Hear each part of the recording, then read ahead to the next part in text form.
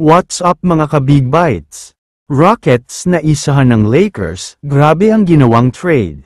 Pero bago ka sana magpatuloy sa panunood ay huwag mong kalimutang mag-subscribe sa aking YouTube channel. Isingit natin ng mabilisan ang balita tungkol kay Shai Gilgeous-Alexander. Para sa mga hindi nakakaalam ay siya ang itinangha na Most Valuable Player o MVP. Tinalo niya sa award na ito ang 3-time season MVP na si Nikola Jokic. Pero ayon sa karamihan sa mga fans, hindi daw deserve ni SGA na makuha ito. Wala naman daw kasi siyang ibang ginawa kundi kumuha ng foul, malayong-malayo nga daw siya kay Nikola Jokic na pure skills talaga ang ginagamit. Kaya naman kahit ilang awards pa daw ang makuha ni SGA, kahit mag-champion at makakuha ng season MVP at finals MVP award, wala na daw ang respeto ng lahat sa kanya. Isang free throw merchant at flopper lang daw siya. Samantala, lumipat na tayo sa balita tungkol sa Houston Rockets. Alam naman nating lahat na karamihan sa mga fans nila ay disappointed dahil sa pagkatalo nila noon sa Golden State Warriors sa Game 7 ng first round.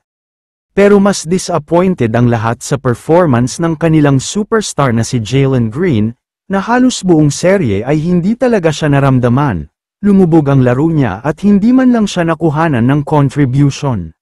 Kaya naman ayon sa multiple reports, bibitawan na daw ng Houston Rockets ang kanilang half-Filipino superstar, papakawalan na daw siya at maghahanap na lang ng ibang kapalit na siguradong makikinabang talaga sila. Nabalitaan nga daw agad yan ng Los Angeles Lakers, at gusto daw nilang kunin itong si Jalen Green. Perfect partner at combination nga daw sila ni Luka Doncic dahil sobrang explosive at passionate talaga sa laro.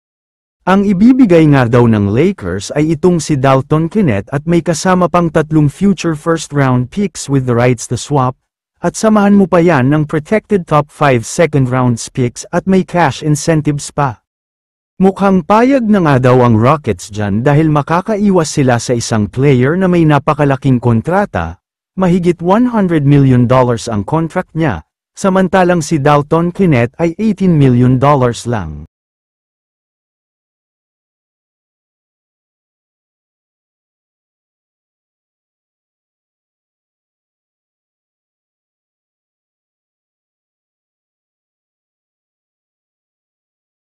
Kaya naman kung kayo ang tatanungin, ano ang masasabi niyo sa balitang ito? I-comment mo naman ang opinyon mo tungkol sa tanong na ito. Dito na muna nagtatapos ang video na ito.